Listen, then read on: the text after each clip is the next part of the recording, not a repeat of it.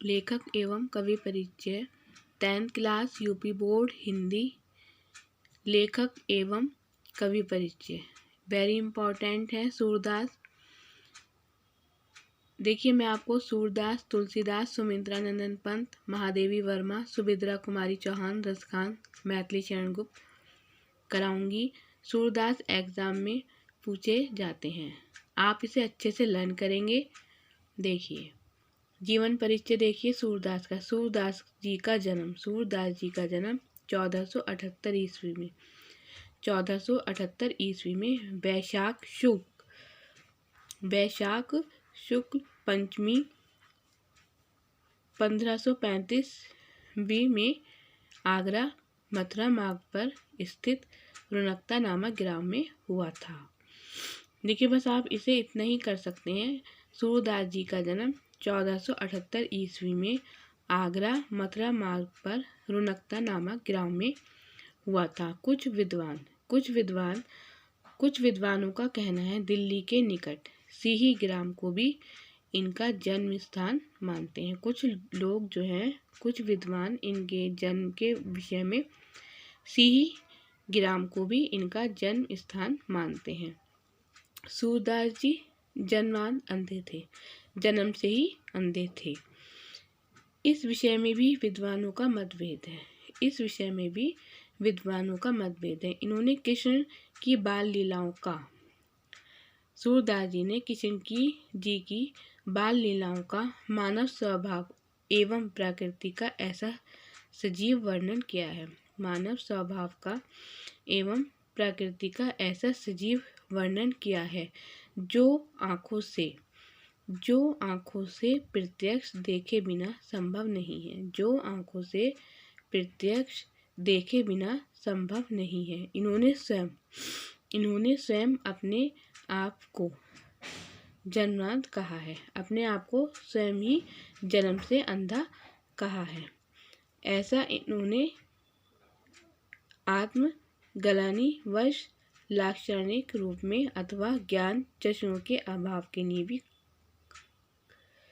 लिए भी कहा हो सकता है। देखिए जो आंखों से प्रत्यक्ष देखने बिना संभव नहीं है। देखिए सूरदास जी ने मानव स्वभाव एवं प्रकृति का ऐसा सजीव वर्णन किया है जो आंखों से प्रत्यक्ष देखे बिना संभव नहीं है। इन्होंने स्वयं अपने आप को जन्म से अंधा कहा है। अब देखिए सूरदास जी की रुचि बचपन से ही भगवत भक्ति के गायन में थी। सूरदास जी की रुचि बचपन से ही भगवत भक्ति के गायन में थी। इनमें भक्ति का एक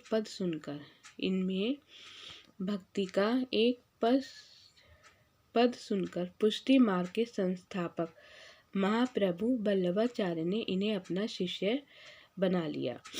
देखिए ये क्वेश्चन पूछा जाता है सूरदास जी के गुरु का नाम लिखिए, तो आप इसमें वल्लभाचार्य बताएंगे। सूरदास जी की रुचि बचपन से ही भगवत भक्ति के गायन में थी। इनमें भक्ति का एक पद सुनकर पुष्टि मार्ग के संस्थापक महाप्रभु वल्लभाचार्य ने अपना शिष्य बना लिया और श्रीनाथ जी के मंदिर में कीर्तन का भार सौंप दिया।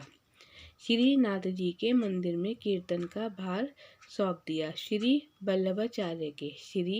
वल्लभाचार्य के पुत्र विठुलनाथ ने अष्टछाप नाम से 8 कृष्ण भक्त कवियों का जो संगठन किया था। वल्लभाचार्य के पुत्र विठुलनाथ ने अष्टछाप नाम से 8 कृष्ण भक्तियों कवियों का जो संगठन किया था। सूरदास जी इसके सर्वश्रेष्ठ कवि थे। वे गऊ घाट पर रहकर जीवन पर्यंत कृष्ण की लीलाओं का गायन करते रहे। देखिए वल्लभाचार्य के जो पुत्र थे विठुलनाथ, अष्टछाप नाम से 8 कृष्ण भक्त कवियों का संगठन किया था। सूरदास जी इसके सर्वश्रेष्ठ कवि थे। गौ घाट पर रहकर जीवन पर्यंत किशन की लीलाओं का गायन करते रहे। अब देखिए सूरदास जी का गोल आवास मृत्यु। सूरदास जी का मृत्यु हुई 1583 ईस्वी में गोसाई विठुलनाथ के सामने गोवर्धन की तलहटी के पास परसोली नामक ग्राम में हुआ।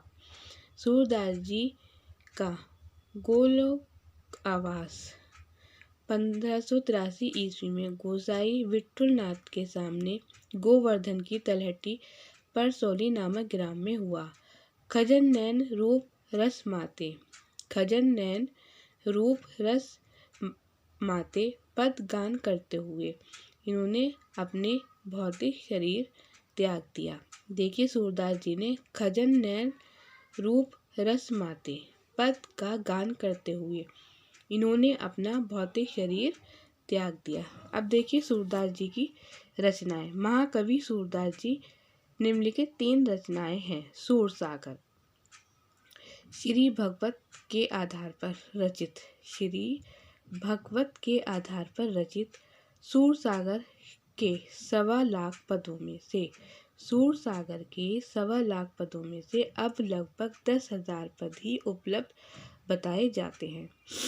देखिए श्री भगवत के आधार पर रचित सूरसागर के 1.25 लाख पदों में से अब लगभग 10,000 पद ही उपलब्ध बताए जाते हैं, जिनमें किशन की बाल लीलाओं, गोपी प्रेम, गोपी विरह, उद्धव गोपी संवाद का बड़ा मनोवैज्ञानिक असर और सरस वर्णन है।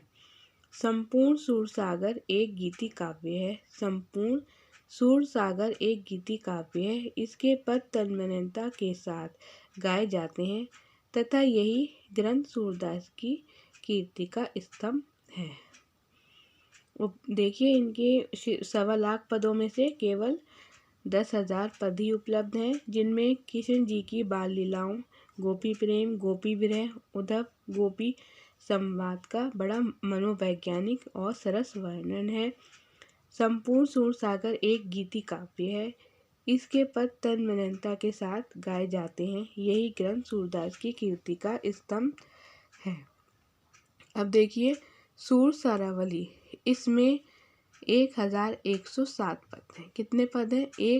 1107 पद हैं। ये सूरसागर का सार भाग है। ये सूरसागर का सार भाग है।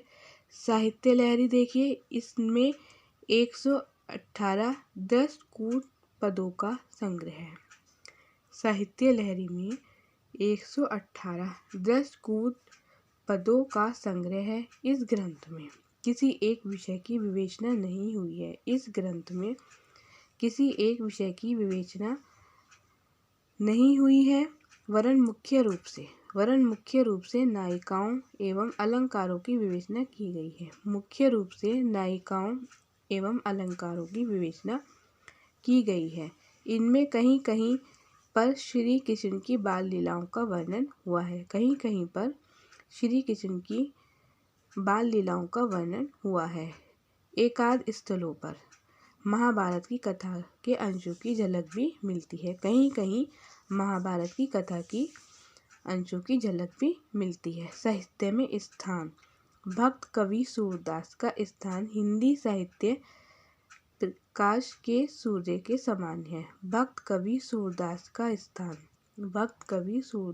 स्थान हिंदी साहित्याकाश में सूर्य के समान ही है। इसलिए कहा गया है, सूर सूर तुलसी शशि, सूर सूर तुलसी शशि उड़गन केशव दास, अब के कवि खदोत सम यह तय करते प्रकाश। देखिए सूरदास की जीवनी वेरी इम्पोर्टेंट है।